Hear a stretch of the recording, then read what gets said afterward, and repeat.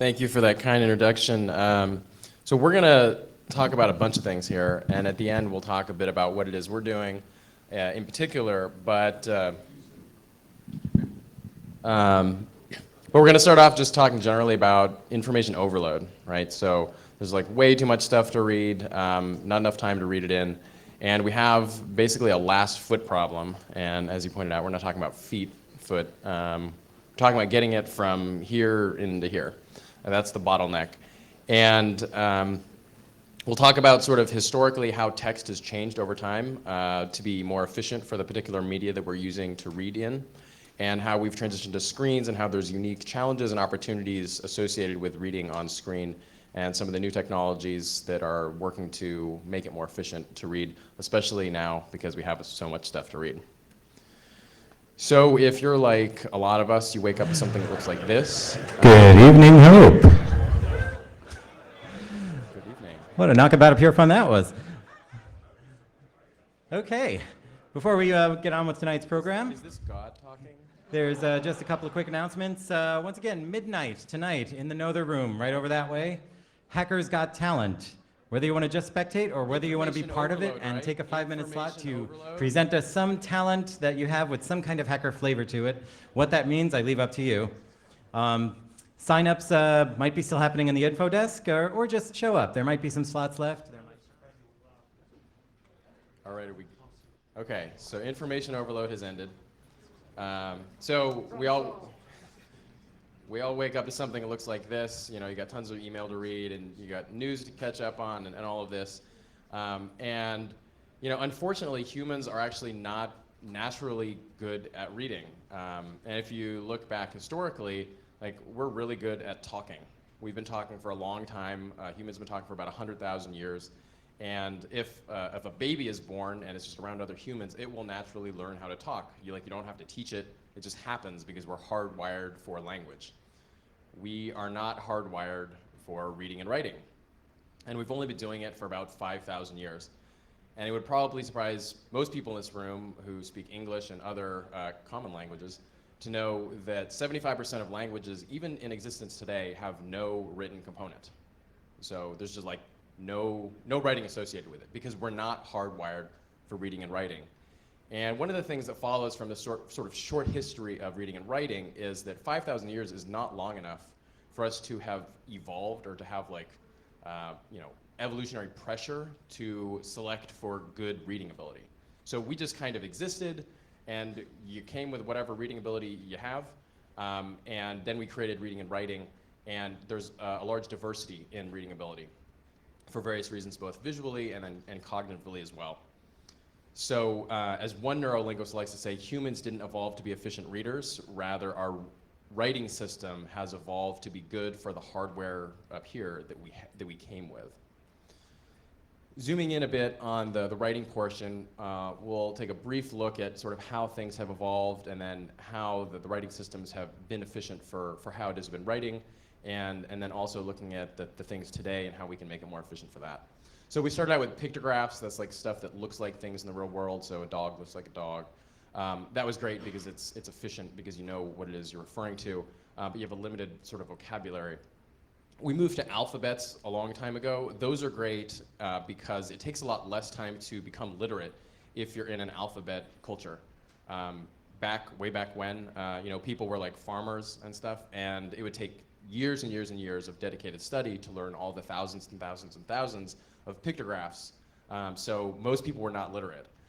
When alphabets came around, you've got roughly 30 characters to memorize, and they associate with sounds, and then it's a lot quicker to be able to be literate because you just have to know what sounds correspond with what letters, and then you can sort of piece things together. So the alphabet was great in terms of democratizing literacy and getting a lot more people to be able to read. Next came the printing press in around 1400.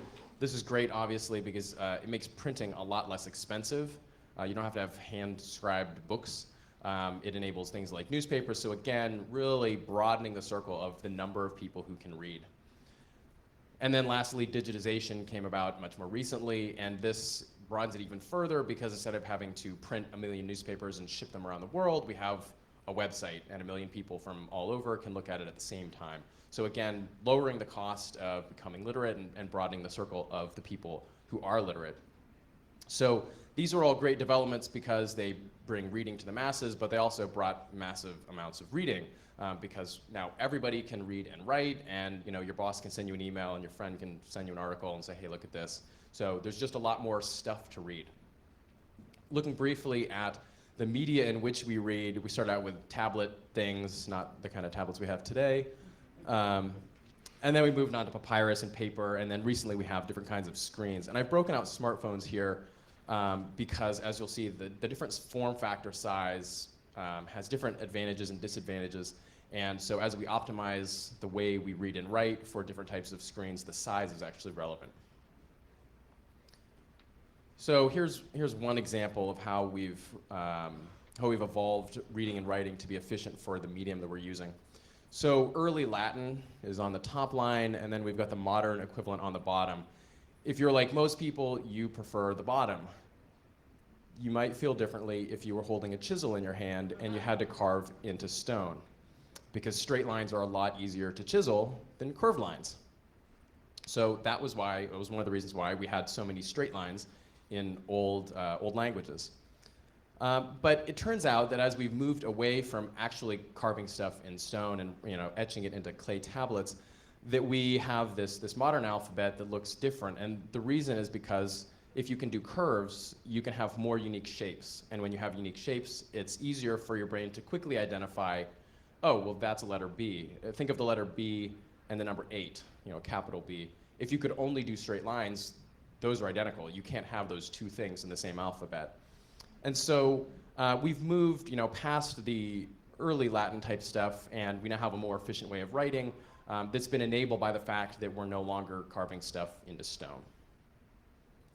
A much more modern example is ClearType. So I want to ask, raise your hand if you know what ClearType is. I'm really curious.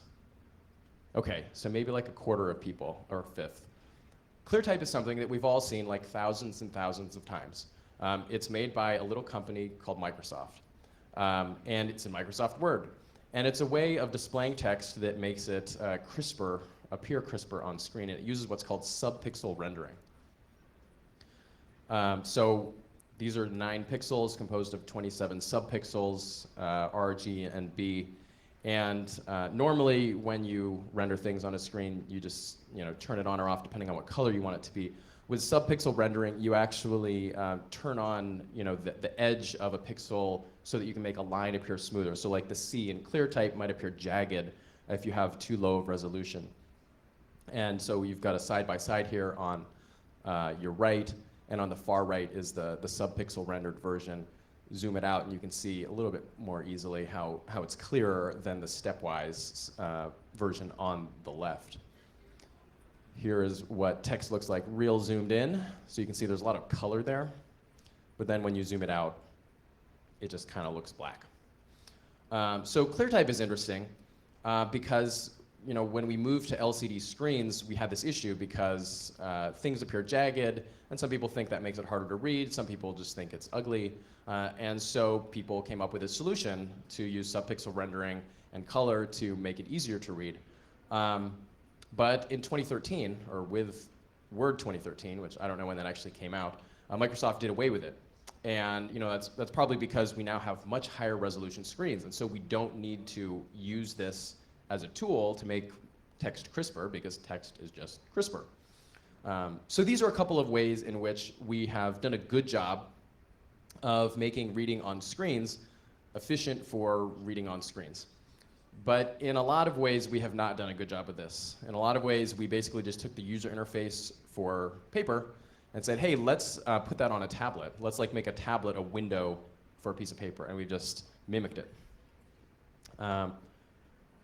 But if you've ever seen a news website that looked like this, that's not always a good idea, right? So it's got like a zoomy thing, and then you're dragging around, and you can zoom out. But it doesn't actually, I tried to zoom out. This is the Mercury News in San Jose, and the zoom out didn't even work. And what's really interesting is you actually have to pay extra for this feature, the e-edition. They charge for this.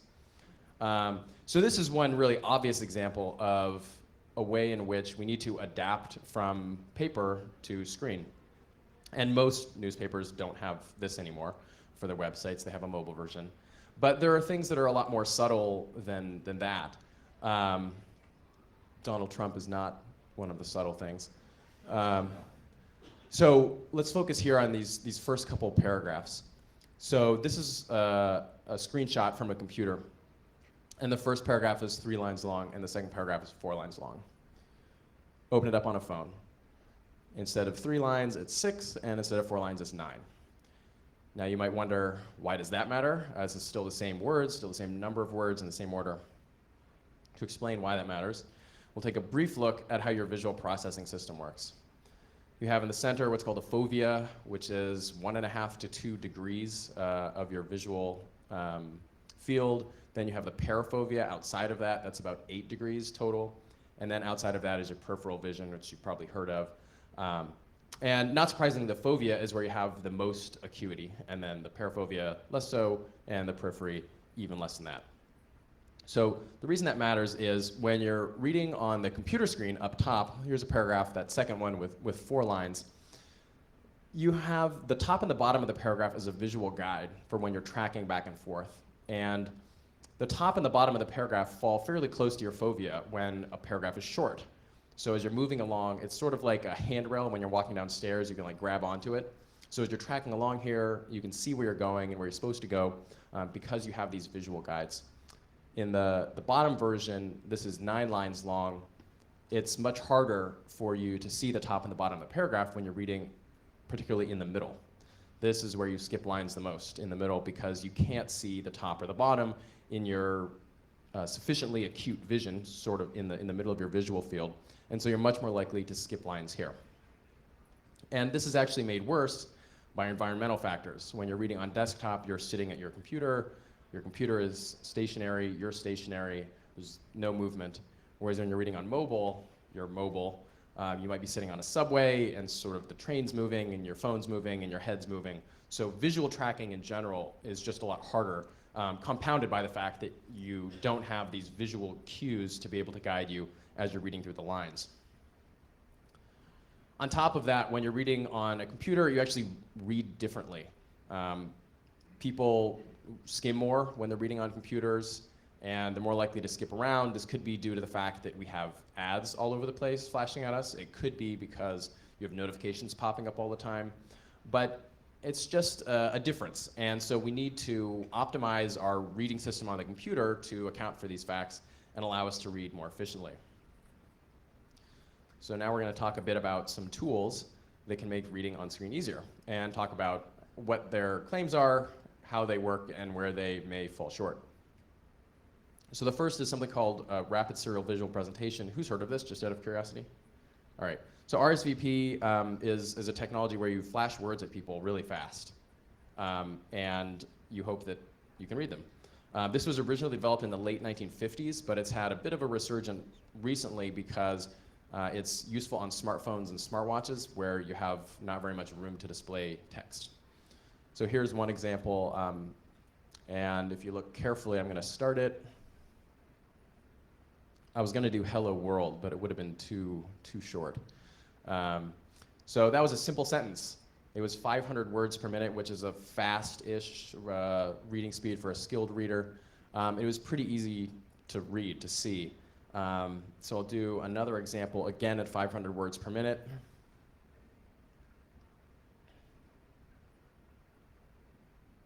Okay, that was from a scientific paper about post-concussive visual disorders. So that's a harder sentence. It was syntactically more difficult. It had harder words in it. But you probably knew all the words. The thing is, when you saw concussive, you probably had to think for a second, what does that word mean? Oh, that's right, it has to do with concussions. Okay, now what's happening? Okay, I just missed 3 words. So the problem is that the train keeps going, even if you're not paying attention. And you can pause it and you can rewind it, but researchers have found that if you count the time spent pausing and rewinding, there's actually not much of a speed benefit and possibly a speed detriment to using this compared to just normal visual reading. It's basically like sprinting and then stopping versus just jogging steadily all the way along. So here's one last example. This is 800 words per minute, which is not as fast as some people claim they can read with this. Some people go up to like 1,200 or something, but here's 800. That was definitely about muscles. There's something about muscles in there. And to be fair, this is on a projector, which might not be quite as good as having it on a screen right in front of you. But anyway, obviously comprehension drops off at some point. There's a bottleneck in the system, and it's your ability to comprehend words. And so you can only go so fast with this. So looking at the pros and cons for RSVP, it's great for small screens. Some of these are on like smartwatches, which is cool because then you can have the word displayed real big and see it very easily for short messages that are simple text. So it's good when you don't have complex syntax or unexpected words, because that causes you to have to think about it, and then you lose your place. It's good for speed. Obviously you can get through stuff really fast. It's just a question of how much are you going to retain. Eye fatigue is one of the disadvantages of this. Researchers have found that people, not surprisingly, try not to blink as much when they're using it, and not blinking is what causes your eyes to dry out and causes eye fatigue. It's not great for complex texts, as we saw, and comprehension drops off if you try to go too fast. The next thing is highlighting. So there are these tools that I'll show you in a second where it highlights a chunk of words at a time. And the chunk you can pick, you start out with just a small chunk, and then eventually it's like just 2 chunks per line, and then it's hopping you through the text. And you're supposed to look like at the center of the highlighted portion, and then just follow it sort of karaoke style, but like karaoke on steroids. So here we go.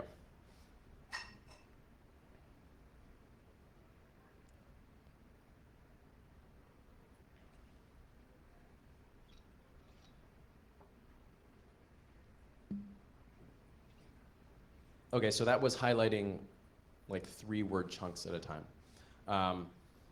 And this is interesting, and it has some certain benefits certainly over RSVP, because, for example, context matters. The ability to see the shape of a document matters. So if you pull something up, before you've even read it, you say, okay, this is about whatever it's about. And you see there's a big paragraph at the top, another big paragraph, and then a little tiny paragraph. Well, before you've even read anything other than the title, you already sort of know that first paragraph's probably about the fraud charges, the second one's about the DOJ investigation, and then there's some sort of conclusion at the end, probably. So then as you're reading the text, you know, okay, now I'm at the beginning of the fraud charges section, here's how it's going. And then as you're getting to the end of the paragraph, you can see you're getting to the end of the paragraph, and you're expecting it to wrap up. So this allows you to read more efficiently because you have the sort of like skeleton of what you're expecting, and then as you're reading it, you're attaching things, the meat to that skeleton, and allows you to create a sort of a mental model of what you just read. If you're reading it with RSVP, you have no skeleton. You see one word at a time, and so you don't know where you're going, how far you have left, and it's harder to create that mental model, especially while you're trying to process all the text very, very quickly. There's also this thing called parafoveal pre-processing. So this has to do with your paraphobia, not surprisingly. So if you're looking at the word the, off to the side of that, off to the right, is the next word. And before you've even started looking at the next word, your paraphobia, that like 8-degree field, is already sort of pre-processing the shape of that word. And if it has a sufficiently unique shape, your mind is already sort of guessing what that word is before you even shift your gaze right to it. So this allows you to read more efficiently. And in contrast to RSVP, where you're seeing one word at a time, with traditional reading or with this highlighting type tool, you can actually see what's coming next, and allows you to fill your pre-processing buffer, so to speak, and start pre-processing the word before you've gotten to it. So that allows you to read more efficiently. But there is one other thing to say about that diagram of your visual system, which is that if you try to expand the highlighted chunks too big, it's really bad for comprehension. In your paraphobia, you only capture about 20% of the words that you're seeing there. And then in your peripheral vision, you capture about 3%. So if you make that chunk that you're supposedly taking in every fraction of a second, if you make that chunk too big, it's really not going to work because you simply do not process text that's too far away from your phobia. That's where processing happens. And this is sort of similar to other speed reading techniques that have been around for a long time. things where you like read down the page in sort of unique algorithm that's supposed to let you see everything without having to look directly at it. It sort of works, but it sort of doesn't because your brain just simply can't see that stuff. So the highlighting tool is cool because it focuses you more versus traditional reading because you're following this highlighted chunk along. It's great compared to RSVP because it maintains format, allows you to see the structure of the document and then still be able to process it more quickly than you would perhaps if you were reading it manually. One of the downsides of both the highlighting tool and RSVP tools is they have a constant rate. So you can pick how many words per minute you want it to go, you can pick how big the chunk is, but you can't say, and by the way, show me complicated sentences slower than easy sentences, because the software doesn't know what's a complicated sentence, what's an easy sentence. What's a complicated sentence for you versus for me? You know, for one person, it could be really easy because they just read another article about that, but for you, it's really difficult. So it's tough because everything's just at a constant rate, but reading is not something we do at a constant rate naturally. Eye fatigue, again, is an issue here because you're trying not to blink, because you're trying to follow the yellow chunk. And then lastly, comprehension drops off. If you broaden that window out too much, you just end up not really being able to comprehend a lot of what's going on. Last up is Beeline Reader, the thing that we do. And it uses color and looks like this. So the key here is that the color at the end of a line is the same color as at the beginning of the next line, so that when you're bringing your focus from right to left, you're automatically drawn to the right line very quickly. It works in different colors. This is a version that doesn't have red in it. And we have a night mode as well, so you can do it with light on dark.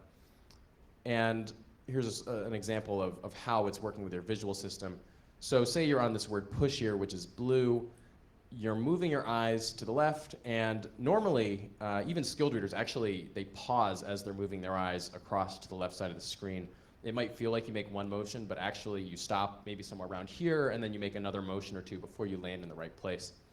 When you're reading with this turned on, your peripheral vision and your parafoveal vision can actually pick up the color of the text before you've arrived. And so it's bringing you in, you know, like an on-ramp to the right place, as opposed to you stopping here and then looking for the right place to go to. So it allows you to transition between lines more quickly and more easily, and makes it so you don't skip lines as often. It's also useful when you're reading in motion. So for example, reading on the subway, because tracking is difficult when you have motion, but with this, it's actually still pretty easy to read even when there is a little bit of tilt going on. And so it's helpful for that aspect of reading on screen and reading on mobile as well. So this improves tracking and helps keep people focused.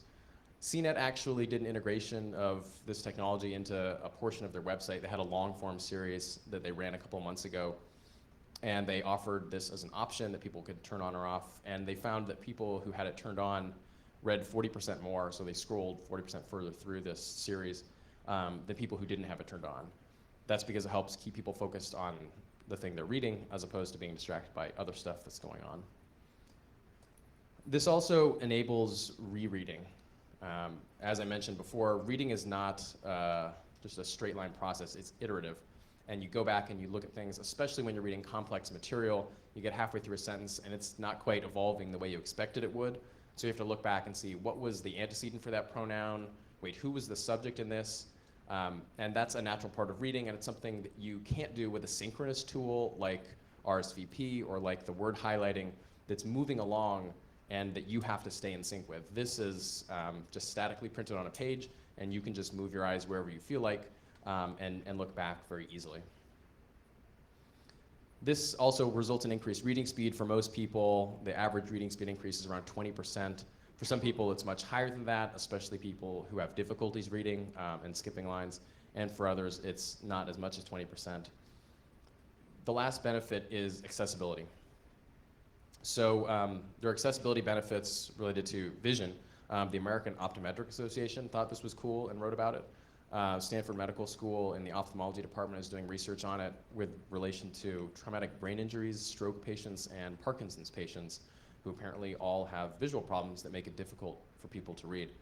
And Berkeley Optometry is working with us as well. Aside from the purely visual side of things, like physical visual impairments, this is useful for people with dyslexia who often skip lines a lot, and for people who have attention deficits, or even autism apparently causes reading difficulties that this alleviates. So these came as surprises to us because we're not optometrists, believe it or not. But as this has gotten out in the world, patients have brought it to their doctors, and it's now used widely in the accessibility community and special education in particular. So it's very cool that it's helping folks who've had difficulty reading. But it's ugly. That's one of the downsides. It's hard to get product people and design people on board because they don't like the way it looks. It's something that is functional, but doesn't have the best form. Another downside is it requires a color screen. You can do it in grayscale, but it's not as effective. So if you have an LCD display, it's not going to be great in full sunlight. You won't have enough contrast. But yeah, so I'm going to hand over to Andrew now, talk about some of the challenges of building alternative reading tools. Thanks. So I'm Andrew. Along with Nick, we started Beeline Reader. And I built most of the technical stack behind it. So just in a couple minutes, I'm going to talk about some of the challenges we faced trying to actually implement this on the web. So we have a Chrome and a Firefox extension that you can install that apply this on any website. We also have an iOS app, an SDK, and a PDF rendering library. And they all work more or less the same way. So people are not identical. Like, people have different visual differences and different learning abilities. As a society, we've started to realize this, and we do things like personalized medicine, where we address people's individual biology and soon genetics. We also acknowledge that people have different learning abilities and learning styles, and different types of intelligence, and we're using these more and more in school. But on the web, we kind of expect everyone to be the same. The web really isn't designed, sort of modern web browsers really aren't designed to honor user preference. Even though people have vision impairments and color blindness, I'm actually colorblind, or just different aesthetic preferences, you really don't have very much control. And that's because content creators, for the most part, have control. So, browsers offer user style sheets, but honestly, they don't work very well. They tend to not overwrite sites the way you would want them to, and very few people use them. There's also things like Grease Monkey, which have to be very one-off per every site. Sites break zoom ability, and honestly, even if you want your site to zoom correctly, it's often very hard to get it right in modern browsers. They don't make it easy. And so if you have vision issues, it can be challenging. You blow up the site and different parts grow at different speeds, or text starts to overlap, and it just doesn't grow the way you would expect it to. Sites break scrolling and back button, things that should be squarely under user control. I'm not going to go into mobile apps, but you basically, in mobile silos, we have just no control over how text displays in other applications. Like, most apps don't offer extensions. There's no OS level extensions on like iOS. And so we just can't offer the service that users want. And this, in general, I think this is causing tension where users want to control their experience and content creators don't want users to control their experience. And there's this question about who owns the viewing experience of content. So, this experience, it's been difficult for us to offer this through our Chrome and Firefox extensions on the web. Ironically, I think, while we expect all of our users to be the same, every website is very different. There's few standards on sort of how you're expected to lay out a site, how we can predict where text content is. We can reformat a site. With decent reliability, we can strip out the main content text, remove all the Chrome, the outer layers of the page, and just show the text using something called readability.js. But that has real downsides for the user because they lose navigation, they lose the context of the page, images are often removed. So what we've ended up doing is not a very pretty solution. We've just written custom matchers for the 100 most common sites that users ask for. And some of these are as simple as just CSS or XPath selectors for, hey, color this region and not this region. And some are actually very complicated JavaScript programs that will track for live updating sites like Feedly or Facebook. or we have to check the DOM constantly to see if it's changed, because browsers do not make it easy to know if something's changed. I mentioned that we use readability.js on any site that we don't have a custom matcher for. So here's an example of the New York Times blown up a little bit, where we do have a custom matcher, and you get your navigation ability. We can leave images in place, and it's a good experience for the user. And here's what it looks like if we have to fall back to readability.js. Like, you still have a great reading experience, but you can't navigate to other articles. You can't see the rest of the page. One thing we're talking about that we haven't done yet, but I think makes a lot of sense, is to actually crowdsource the solution. We have tens of thousands of installs of our browser plugins, and we could ask our users to select regions of the page that they want to have coloring on or not have coloring on, and then we can share that with the user base. So that's not out yet, but something we're thinking about. So really briefly about the algorithm. Another challenge on the web is that text can be absolutely positioned, even characters can be absolutely positioned, and so there's no guarantee that the DOM order of the page is the same as the reading order. So we need to infer lines from position. So we scan across the DOM with JavaScript, inferring lines based on increase of X or drop of Y of character positions. And if we see a large enough change, we build a line and then color it in a second pass. This is also how we handled our PDF coloring, which is similarly, you can just put stuff anywhere, and there's no guarantee about how characters are positioned. We have to do some interesting things for right to left languages, like Hebrew or Arabic. We have to scan backwards, because lines build in the opposite order. And because we're applying this processing in JavaScript, and JavaScript's not a particularly fast language, we have to do frustratingly annoying things with deferring the coloring and batching it in the DOM and doing it asynchronously to try to get things to color efficiently. And it still often has a little bit of lag, but it comes in pretty quickly now. And actually back to Nick. Thanks. So as Andrew mentioned briefly, we've got several different tools. The most popular are the Chrome and Firefox extensions. We also have an app in the iOS App Store and a PDF plugin. Our Android tool is in beta, and so if you want to join the beta, email us, beta please. And then we also have a JavaScript that powers these tools, and we provide that as well to folks so they can just build it into a site. So this is a website for people who have to read complex scientific articles. It's meant for PhD students. And they asked if they could integrate Beeline Reader. And so they have this thing up at the top, this little Beeline thing. And when you click on it, it brings down a menu. And this is basically just ties into our JavaScript, and the user can select different color schemes, and it applies the color to the text. This is really the future for us. We are doing these sort of integrations with content platforms and even just websites that want to put this on there. And that's the best way to get it out to people, because it's nice to have plugins for various different browsers and stuff, but so much happens on mobile these days, and especially with iOS being closed off to doing auto-running extensions, there's no way to do that. So that if you're in Safari, it's just like automatically happening. So if a website has the little button, someone can just click it and turn it on no matter what platform they're on, as opposed to having people have to go out and get every single plugin that we make or every single app that we make and trying to browse it through that.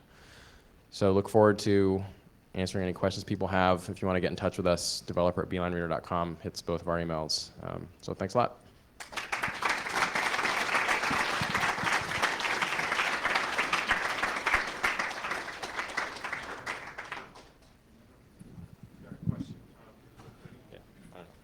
Yell it out. Speak loud. What about finding the thing which you read before in a paragraph? Like, maybe it's a personal experience, but reading is super great. But let's say if I'm looking for a word which I read before and I'm trying to find amongst the text, the red is very distracting. Like it's hard to find. Yeah, so red is distracting is something we hear. I think it's, for some people it's based on schooling. Like, I had a teacher who marked up my papers in red, and I'm now like traumatized by the color red. So that's why we allow people to customize the colors and change it. Other people say like the opposite. I don't like blue because it reminds me of hyperlinks, and so we let people avoid colors that don't work for them, because sometimes it makes it stand out in the wrong way. Yeah. Speaking of hyperlinks, how do you display that? Underlining. Yeah, it's an interesting issue, and we don't currently have a way to distinguish between like visited and non-visited. But yeah, it's interesting because previously we used color to denote hyperlink. Yeah. We have thought about that. Haven't done it, but yeah, that is a perfect idea. Yeah. So, I noticed you have 3 colors. Is there a reason for that, or like? There is. So the original idea was just 2. It was actually blue and black, and so like I actually hard-coded. I colored a Word document one time, like the first time I did this, and just put it in blue to black, black to blue, blue to black, black to blue. It turned out that solved the line transition problem, but it created a different problem, which was that when you're like 50% through the line, you tend to go like that and jog down, and so that obviously is bad. So I actually introduced, you could see it as 1 additional color or 2. They're both black. 2 of the colors are black, and then 2 of the colors are non-black. So the reason for that is that when you only have 1 non-black color, it creates this jog in the middle problem. And some people have asked for like kind of 13 colors or like arbitrary numbers of colors. We don't support that right now. Most people don't need it, but it is helpful to have 2 non-black colors to make it so that you can track through the middle. Have you played with subtle or bold colors? That is something we've thought about. It's hard to do gradations in that. Is a difficulty. It would be cool if we could like build our own font that like had gradations of boldness, of size. Like you can do things like this, but it seems like color works well, and the research shows that. So like we had no research background on any of this. It was just like, hey, wouldn't it be cool if this seems like it works? Yeah, let's do it. And then since then, we've talked to a bunch of researchers and found out that like it turns out when you look at something, the color of the thing is the first thing your brain processes. So like you look at the back wall and you say like, it's brown. And so if someone says, look for the red thing in the room, like you can very easily find it's the fire extinguisher case. So it turns out color actually is very efficient from a cognitive perspective, and then it's also sort of the easiest thing to do continuously. So that's what we do for now, yeah. How well does this work with screen overlays like f.lux? Yeah. Good question. So I use that, and it works. You may have to tweak your colors, your beeline colors, so that at night, when the blue gets kicked out, basically, so that it works. I actually use the night color scheme that I showed earlier. That's a black background with blue and purple text, and that works fine with Flux and with Night Shift or whatever they call it on iOS. So it does work okay. But yeah, great question. It's something that we would love to like work with them to actually make it so they don't kick our colors around too much. Have you come across anything that solves self-vocalization issues? So subvocalization is just for everyone's benefit. That's when you're reading stuff that you hear it sort of in your head as you're reading. And some people believe that by eliminating subvocalization, you can read more quickly and with the same comprehension. Researchers tend to think that if you eliminate subvocalization, you're killing comprehension. So we're kind of agnostic on the question, but it does match with a sort of bottleneck question of if you increase the reading speed on an RSVP tool too much, can you no longer comprehend things? So the research we've seen tends to indicate that eliminating subvocalization allows you to see words more quickly, but not necessarily read them, if that makes sense. It's sort of like skimming versus close reading. Have you explored any ideas of like changing the text, like say, going back to pictogram or maybe getting rid of vowels? Have you heard of emoji? Yeah. Actually, it's interesting. And what's really interesting is, I mentioned before, it takes a long time to become literate in a pictographic culture. Now with emoji, like I never use emoji, and I feel like this daunting sense of like kids these days are going to come up with it, and they're going to be able to do it really well. And I don't even know like what's the universe of emoji. And now there's tools like when you're doing stuff. I think on iOS and other tools, you can actually search like I want an emoji for whatever. And I think iOS 10 like suggests emoji based on what you're typing. So it's actually interesting how we've like both reverted back to this pre-alphabetic culture, and then at the same time we've done it in a better way, so you can like search and find things. But yeah, it can be very efficient because you can express like a concept or an emotion more so than just writing the word. But it creates issues of like remembering whether there's an emoji for like pizza with jalapenos on top, or like what exactly it is you're looking for. or if you have to do like a pizza and then a jalapeno. Yeah. How about Go. like if you get rid of the vowels, for example, all the words still readable, but you need to read less text. Yeah, sort of, but we actually recognize words largely based on shape. So if you eliminate the vowels, for someone who's skilled in reading words that have vowels in them, like you're eliminating E's and I's and A's and O's and stuff. Like basically all vowels are short. And so if you think of like the skyline of New York City, if you like eliminated all the short buildings and everything, which is tall buildings, it just, everything looks like a chunk, which is why it's actually harder to read stuff that's in all caps because the word shape is just completely obliterated. Everything is just like a rectangle. Is there one behind you? So you're totally focused on the web, it seems like. And so have you thought about doing system-wide stuff, either for desktop or for jailbroken?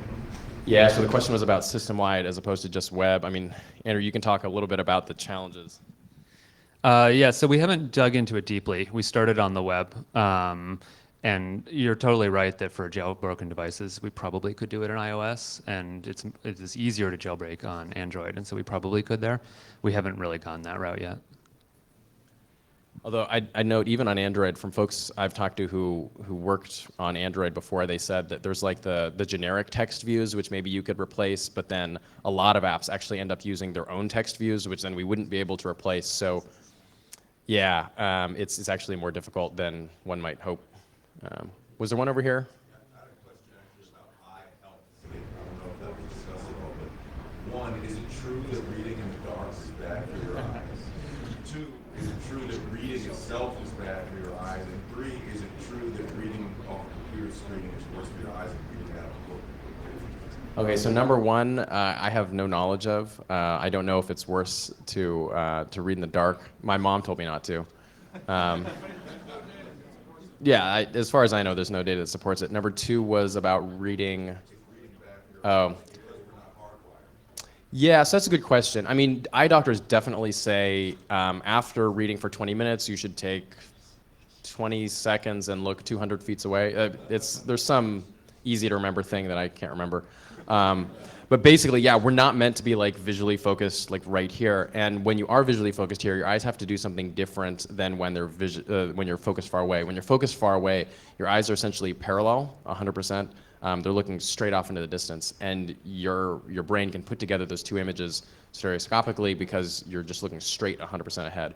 When you're looking at something that's close to you, your eyes are doing what's called converging. So one of them looks that way and the other looks that way.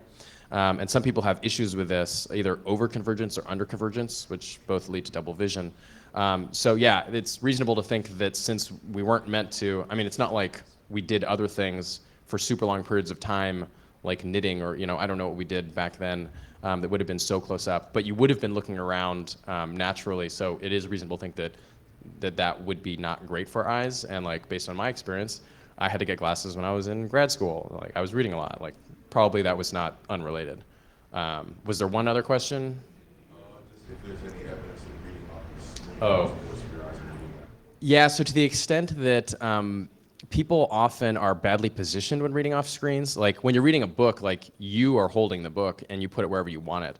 A lot of people don't have screens in the right position, and they're like sitting on a chair that's not high enough, and you end up like looking up too much, not blinking enough, and so that can be bad. I don't think there's evidence that it's intrinsically bad, that like you couldn't have a good experience reading off a screen, either LCD or e-ink, but I think positionally that's the problem, is just basically we're not set up right. Yeah. So I read most of the stuff I read now on my e-ink reader, and I forward all my stuff to that. Could I use it there as well? There are no colors. Yeah, so it can be done in grayscale. We do not have anything that works with e-ink, although I was talking with somebody today. So we have a booth here, and somebody came by and was like, I'm creating an alternate OS for e-ink readers. And I was like, yeah, let's do something. Because that's exciting for us, because I know people really do like the e-ink display. One of the reasons that color e-ink has not caught on is because you can't use it for photographs or images because it's not like high contrast enough, but it would totally work for this. So we're hoping that we can get something on e-ink. We're trying to talk to Amazon, but not surprisingly, they're Amazon. Yeah, so in the back. Like, in text editors, like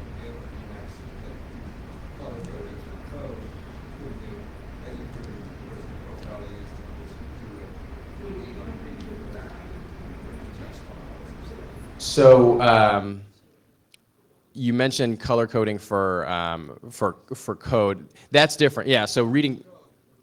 Yeah, yeah. So we don't have a terminal-based tool. Our browser plugin for Chrome and Firefox is compatible with Google Docs, which a lot of people use. We have a pasteboard on our website that you can paste anything into, but we don't have anything that's terminal-based. I haven't really tried it with code. I was just going to say, if you simply open a text document in your browser, would it render it in the Yeah, you can use the readability thing and it'll render it. Yeah. In the way in the back. How did you guys even start getting around to building this? What's that? What was the origin story? A long time ago. I was in college, and I was talking with my RA about a psych class he was taking, and it was about color and reading and how your brain works with that. And basically, psychologists like to do things to their test subjects where they have them doing a task, and then they make them bad at it by like throwing in things.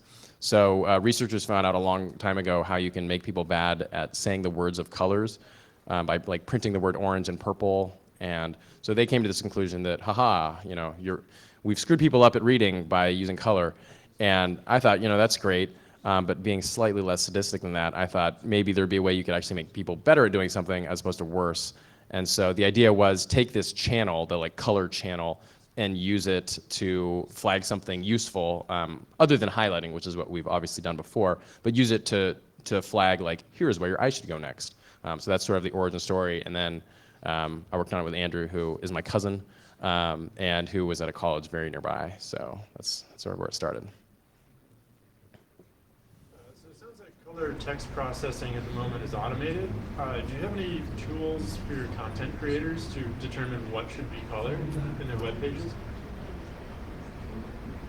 So if people use the JavaScript SDK, the library we can give you, then you can select whatever regions you want in the DOM and color them either by putting a class on them or just navigating to them and calling the function on them directly. Yeah. And the JavaScript just handles everything. Like if the user resizes the window, then it'll like go in and recolor. So basically all you need to do is say like, here's the text, and then the user selects the colors, and that's all there is. Yeah. In the back. You said something about a CSS class. So if I have Beeline and Stylish, can I write my own custom website stuff by just having it stick the right class on? I haven't used Stylish. What is Stylish? Basically just lets me write my own CSS for websites. Like sort of like GreaseMonkey, but for user styles? Yeah. Okay. You probably could get them to work together because you certainly could tell Stylish to ignore Beeline styles, or vice versa. You could. There's both an attribute and a class you can put on content that will tell Beeline either to skip it or to color it. So maybe talk to me afterwards. Yeah. Maybe I'll try and email you. Yeah. Yeah. When will you be appearing on Shark Tank? You know, actually, two of the people who are associated with Shark Tank have dyslexia, I'm told. Yeah, thought about it. It would be cool. I actually emailed somebody I know who was a friend who was on Shark Tank, and I'm trying to like get info on how to successfully get on. Yeah, it's super useful for some dyslexic people, so fingers crossed. Yeah. Any other questions? Do you have any specific resources or videos to present this to people like educators that are not super familiar or comfortable with technology, but especially if they were Repeat the question. Yeah, so asking about do we have videos for use by educators, and absolutely we do. We work with a lot of educators, K-12 and higher ed, and we have like video screencast things that show like, go to our website, click this button, it will install a browser plugin. Go to this website, it's like set up to work with this educational content, and it's like 45 seconds long and shows exactly how to do it. Yeah. Anything else?